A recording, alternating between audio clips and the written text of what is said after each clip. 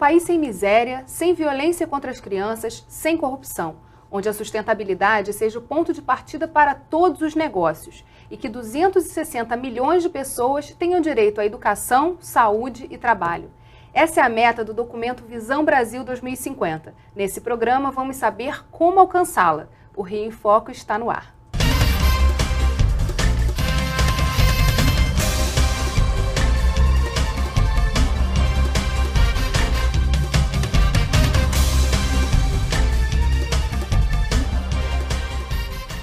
Pensar o futuro melhor para todos é o primeiro passo para realizá-lo. Para falar sobre como alcançar esse sonho de uma sociedade mais justa e sustentável, estão aqui Mariana Meirelles, vice-presidente do Conselho Empresarial Brasileiro para o Desenvolvimento Sustentável, o CEBEDES, e o professor Haroldo Matos de Lemos, presidente do Instituto Brasil Pinuma. Mariana, o que é o Visão Brasil 2050? O Visão Brasil 2050 é uma agenda de negócios, né, é um estudo que orienta uma agenda de negócios para os próximos 40 anos. Ele foi construído de forma participativa, né, envolvendo um conjunto de pessoas e atores relevantes na sociedade, né. Ele envolve 9 temas, né, orientados para o desenvolvimento sustentável e pretende organizar ações tanto no setor empresarial, quanto no governo e também na sociedade, voltada para esse desenvolvimento sustentável. E ele tem 2 horizontes temporais, né? 2020, né, o que tem que se fazer agora, né, e 2050, que é uma agenda mais para o futuro. Doutor Haroldo, qual a importância dessa agenda feita pelas empresas para a sociedade e para o governo? Olha, eu diria que nas últimas 3 décadas, o pensamento empresarial com relação às questões ambientais e de sustentabilidade evoluiu até mais do que o pensamento dos próprios governos. E eu digo isso porque esse estudo do Visão Brasil 2050, ele é uma, entre aspas, tropicalização feita pelo CEBEDES, de um estudo que foi lançado em 2010 pelo Conselho Empresarial Mundial para o Desenvolvimento Sustentável, que participaram representantes de 29 mega empresas mundiais, foi discutido em 20 países, inclusive o Brasil, com professores universitários, com cientistas, e eles produziram um plano, que é o Visão 2050, cujo objetivo maior é esse que você já falou, chegar em 2050 com 9 bilhões de habitantes, que é o que nós vamos ter, mas todos vivendo bem, significa com alimento suficiente, com moradia decente, com transporte público disponível, mas, dizia no final da frase do seu objetivo, dentro dos limites do que esse pequeno e frágil planeta pode nos oferecer todos os dias. Significa que os empresários já perceberam que existe um problema sério para o nosso futuro, que é um problema de sustentabilidade. Se nós não tivermos inteligência suficiente, nós vamos esgotar recursos naturais estratégicos e isso vai causar problema para a humanidade. E eles fizeram esse estudo e disseram, esse não é o estudo, esse é um estudo que é para ser discutido com governos, com a sociedade civil, né?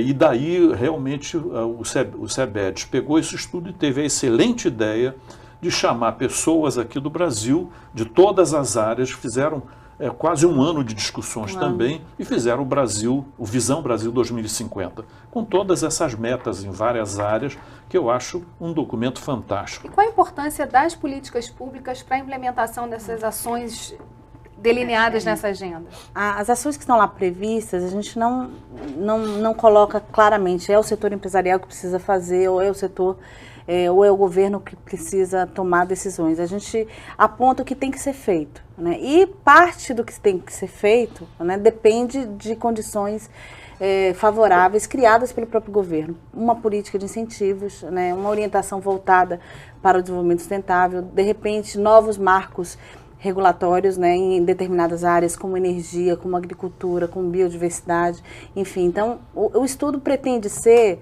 uma referência no diálogo, né, do setor empresarial com o setor público e também com a sociedade, né, porque a solução ela é compartilhada.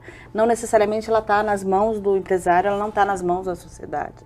E também não está na mão do governo, mas precisa ter algo objetivo para, de alguma forma, articular essa vontade. Quando a gente fala do fim da corrupção, do fim da violência contra as crianças, enfim, da questão do transporte acessível, público para todos, parecem metas muito utópicas. Pensar que a gente pode chegar em alguma hora desse mundo com isso disponível para todos os brasileiros é um sonho.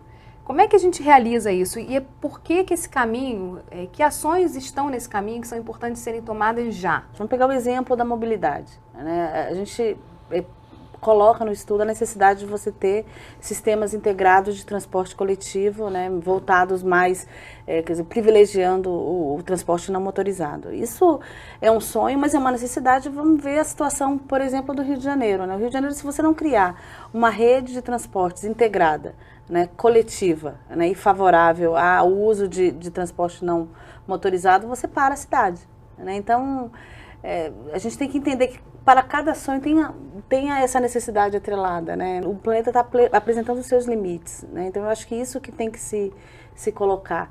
E quando a gente trata, por exemplo, do problema da corrupção, né? O problema da corrupção ele é central porque os recursos financeiros são escassos, né, para se buscar os resultados esperados, né?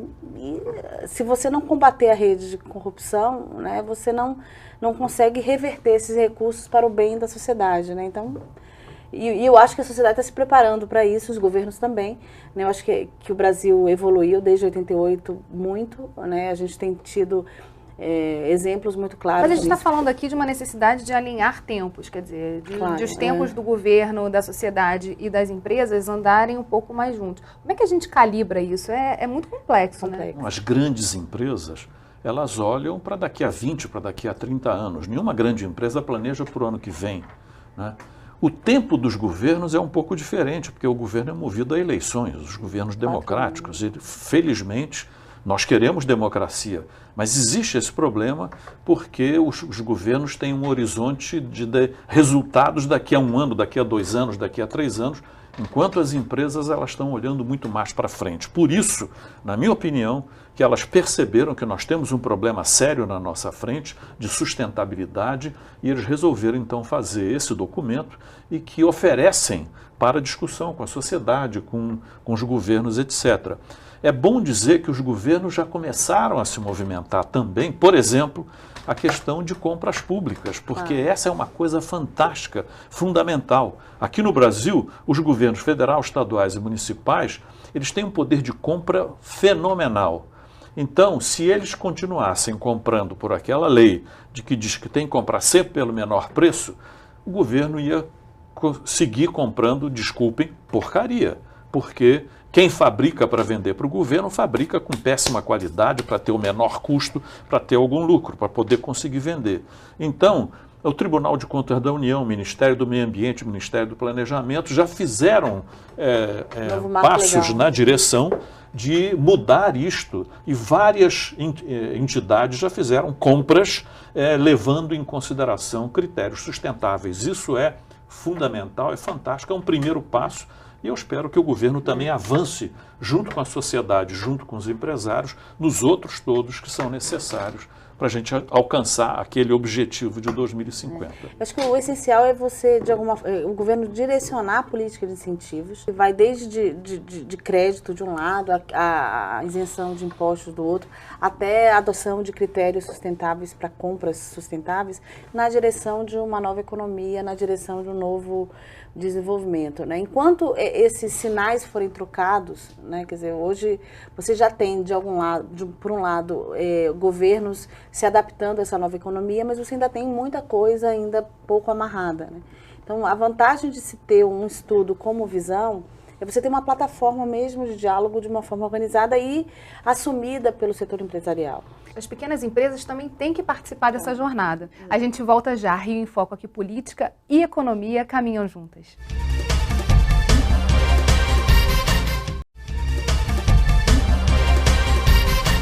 O Sebrae é um dos parceiros do SEBEDES e já está trabalhando com as pequenas empresas para que os ganhos econômicos, ambientais e tecnológicos estejam integrados no planejamento da empresa. A nossa reportagem conversou com Dolores Lustosa, analista de soluções e inovações do Sebrae. A gente vem trabalhando com instituições parceiras, com universidades, centros de pesquisas, buscando sempre apoiar a melhoria do processo das empresas e traduzir isso no melhor desempenho, para que elas tenham eficiência, mas antes de tudo tenham boas práticas de sustentabilidade implantadas em seu processo. Num primeiro momento, a gente vem trabalhando os processos e a medição dos seus processos dentro da pequena empresa. Tudo que entra como matéria-prima, como insumos, e mostrando para o empresário o que sai de desperdício, o que sai de perda e o que sai de produto final. E aí você primeiro trabalha o cálculo dentro da empresa, são os processos de medição. Posteriormente, o quanto isso representa de externalidade. E aí você consegue mostrar para o empresário o quanto ele está ganhando, reduzindo aquele desperdício e fazendo cálculos e medições dos seus processos e vendo o quanto isso representa de externalidade no ambiente que ele atua. Desde que a gente consiga conciliar a questão ambiental, econômica, social e tecnológica. Trabalhar só a vertente ambiental, o empresário ainda não percebe bem o quanto ele está inserido nesse aspecto. Qual a maior dificuldade das empresas para incorporar essas ações que já foram estabelecidas como metas no Visão Brasil 2050? Olha, depende muito da maturidade da empresa, né? Você tem empresas hoje que são líderes, que estão muito à frente, inclusive, do que está colocado no Visão, né? E aí não são poucas, são muitas, né? Agora, a grande dificuldade até dessas grandes empresas é trabalhar toda a cadeia de valor, né? Para que ela seja uma empresa sustentável, é importante que não só os seus clientes observem esse valor, como também sua cadeia de fornecedores possa atuar de forma sustentável, adotando medidas que estão previstas no Visão. Como é que a gente transforma isso também num bom preço? Porque, por enquanto, né, você ter o selo verde, você ser verde, também significa você ser mais caro e, às vezes, um preço que não é possível de ser... de quem busca essa sustentabilidade pagar. Aí tem duas medidas importantes. Primeiro, a sociedade precisa valorar e valorizar um produto sustentável, né? Para, de alguma forma, incorporar esse custo. Para ele ganhar escala. E assumir o valor. E, por outro lado, aí existe o papel dos governos muito claro, né? Quer dizer, ele tem que, de alguma forma, orientar a política de incentivos toda para uma economia verde, para que produtos possam exatamente serem produzidos em escala e, de alguma forma, você ter uma diminuição de custo nesse sentido, né? E aí o papel das compras sustentáveis, de novo, né, falado pelo Haroldo, esse papel é fundamental, né? Porque e da coordenação, né, de ações. Também. Não, sem dúvida, porque quando eu disse que a atitude empresarial evoluiu muito nos últimos 30 anos, eu estava me referindo a grandes e algumas médias empresas, porque pequenas e microempresas, elas ainda estão praticamente até hoje dentro do paradigma anterior de que cuidar do meio ambiente é custo. E não é isso. Na realidade, a maioria dos produtos sustentáveis, eles são até mais baratos, porque, por exemplo, a metodologia da produção mais limpa, que o CEBED também ajudou a implantar aqui no Brasil. As empresas fabricam a mesma coisa, gastando menos água, menos energia, economizando matéria-prima e gerando menos resíduos. Fica mais sustentável e fica mais barato, é claro. Agora, pequenas e microempresas, elas estavam um pouco fora dessa cadeia, porque elas só ficam olhando para o dia de amanhã, elas não planejam para daqui a 20, 30 anos. Agora, chegou-se à conclusão que em muitas cadeias de suprimento, os maiores impactos ambientais não estão na grande empresa, estão nos fornecedores que fornecem os seus partes para fazer o produto maior. Então, isso já está começando a mudar, porque o próprio GRI, que é o Global Reporting Initiative, está lançando um novo tipo de relatório que as empresas estão acostumadas a fazer, em que agora eles têm que olhar também para a sua cadeia de suprimento. Então, as pequenas e médias empresas agora estão debaixo de holofote. A ISO, por exemplo, ela já fez uma norma, ISO 14005, para permitir que pequenas e microempresas elas se certifiquem sistema de gestão ambiental em etapas para facilitar.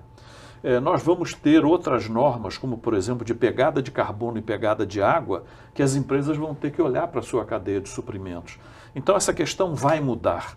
as micro e pequenas empresas estão sobre o holofote agora e, felizmente, para nós aqui no Brasil, o SEBRAE está fazendo um trabalho fantástico de apoio e de entendimento dessas questões. Agora, qual a opinião dos senhores sobre a importância da educação nesse processo? Isso já foi discutido desde a Conferência de Estocolmo, em 1972, que o PNUMA e a Unesco criaram um programa internacional de educação ambiental, tá certo?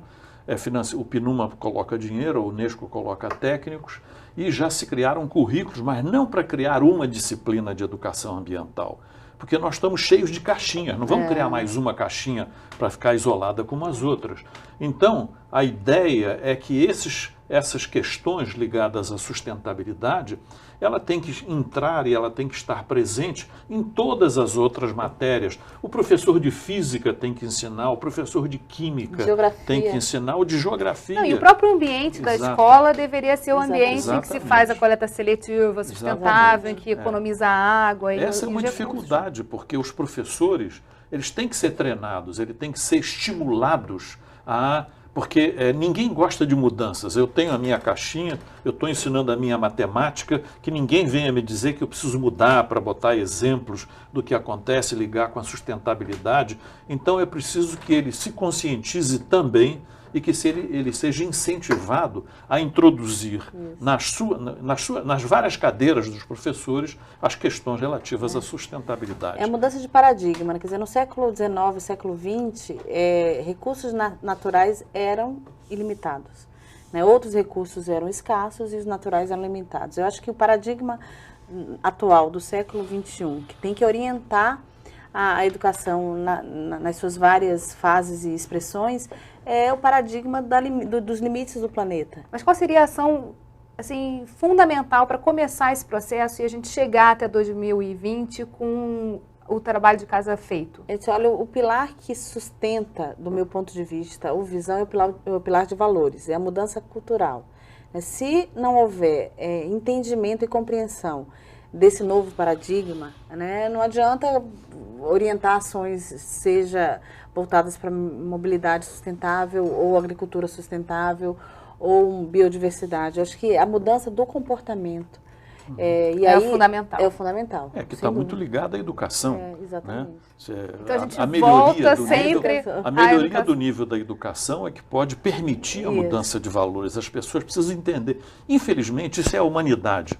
A humanidade só coloca cadeado na porta depois que ela foi arrombada. Então, se nós não melhorarmos o nível de educação das pessoas, muito provavelmente nós vamos ter que começar a ter grandes desastres para que aí a humanidade acorde e comece a trabalhar na direção da sustentabilidade. No próximo bloco, uma experiência sustentável que transforma a vida de moradores de comunidades cariocas. Rio em Foco aqui, política e economia caminham juntas.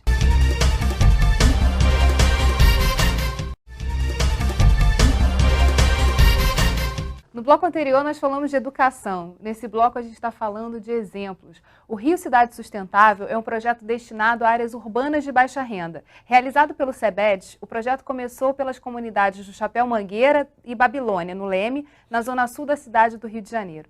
Vamos ver um vídeo produzido pelos próprios moradores. O projeto visa incentivar os moradores a serem agentes das iniciativas propostas. Assim, o Rio Cidade Sustentável incentiva a independência das comunidades, com soluções que gerem o sentido de propriedade, desenvolvimento socioeconômico local e a inserção das comunidades no contexto da cidade. A receita deste projeto é a colaboração de todos os envolvidos. É ser o elo que faltava para fazer empresas, poder público e sociedade trabalharem juntos por um objetivo comum. A gente reforma a casa de um, reforma de outro. É um grupo de pessoas assim, um ajuda o outro. O diferencial do Rio Cidade Sustentável é mostrar que o como se faz é tão importante quanto o que se faz.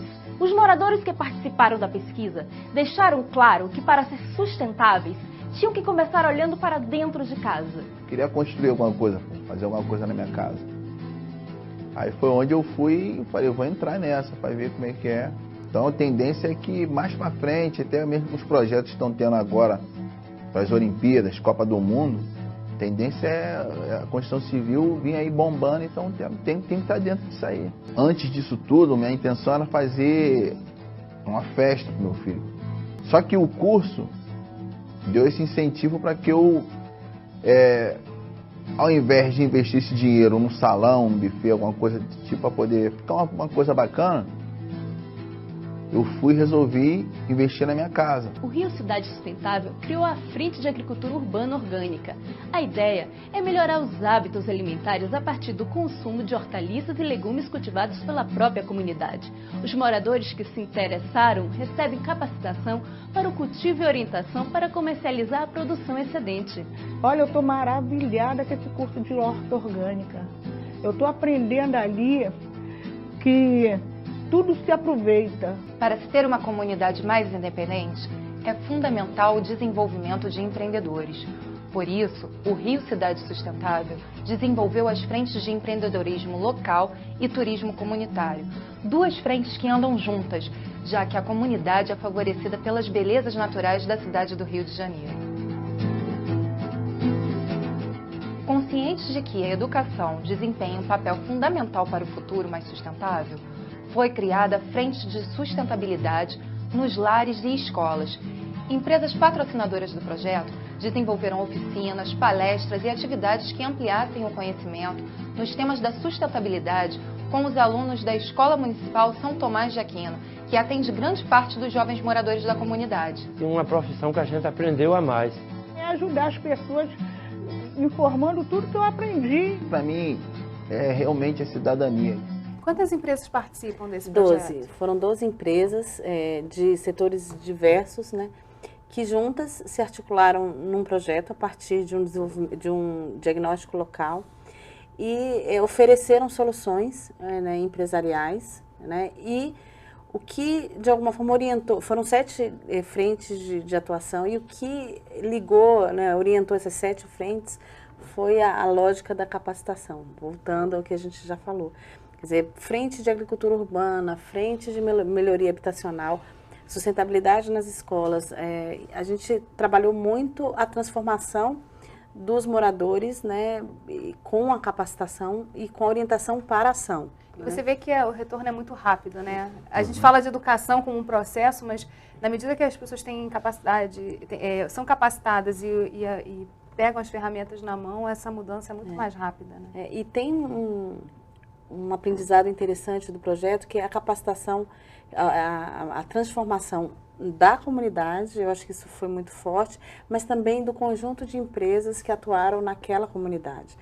Elas aprenderam a lidar com uma comunidade como o Morro Chapéu Mangueira e Babilônia, com as suas especificidades, e tiveram que reorientar as suas soluções empresariais para aquele público e para aquele território. Então, a gente teve casos de transformação e de reeducação dessas empresas também muito interessantes. Você repara que no mundo inteiro, vamos pegar o exemplo da China para não falar do Brasil, mas aqui ocorre isso também. As pessoas, quando melhoram um pouco de vida, a primeira coisa que vão fazer, vão comprar um carro, depois melhora um pouquinho mais, vai comprar um jet ski, vai comprar um iate. E essas coisas, quer dizer, esses valores, eles têm que mudar. As pessoas têm que começar a dar um pouco mais de importância às questões da sustentabilidade. Tem que dar mais importância, como aquele rapaz falou do Chapéu Mangueira, que eu achei fantástico. Em vez de gastar dinheiro fazendo uma festa para o filho dele, ele foi melhorar a casa dele, que é uma coisa definitiva, uma coisa mais sustentável. E é um legado, né? Esse tipo de exemplo é muito importante. É preciso disseminar isso para outras áreas também, aproveitando os bons exemplos que ele traz. Quantas frentes abertas? Foram 7 frentes abertas, né? E as 12 empresas se articularam nessas 7 frentes. Esse projeto é replicável? É replicável. A nossa proposta, inclusive, com o apoio do SEBRAE, né, em Belo Horizonte, é fazer o que seria o BH Sustentável. Né? Lá em Belo Horizonte a gente já está nessa fase de planejamento, numa fase já desenvolvida. Né? E a ideia é que a gente possa disseminar essa metodologia de articulação dessas empresas em conjunto. Várias empresas como essas já fazem ações em comunidades, mas o diferencial é a articulação dessas ações, né, em conjunto e orientadas por um projeto local. Um caminho contrário pode acontecer se porque vocês agora estão indo para Belo Horizonte. Mas se no Rio de Janeiro a gente tiver comunidades articuladas que queiram implementar o Rio Cidade Sustentável nessas comunidades, isso é possível? E como entram em contato com o CEBEDES? Bom, a gente está no CEBEDES, né? Eu acho que quem conhece a nossa página, www.cebedes.org.br, a gente pode, de alguma forma, projetar um novo projeto como esse no Rio. É interesse, inclusive, o CEBEDES atua aqui no Rio de Janeiro, mas o importante nesse projeto e como aprendizado é que haja um ator local que assuma e recepcione esse projeto, né? Isso faz a diferença, por isso a gente aposta em Belo Horizonte no SEBRAE, porque o SEBRAE cumprirá esse papel de ator local, né? Isso é fundamental para que o legado do projeto possa permanecer, né? E que não fique única e exclusivamente nas pessoas, mas que fique também no conjunto da comunidade. É o que a gente deseja para tudo. Né? Infelizmente, o nosso programa chegou ao fim. Nós tudo bom, né? É verdade.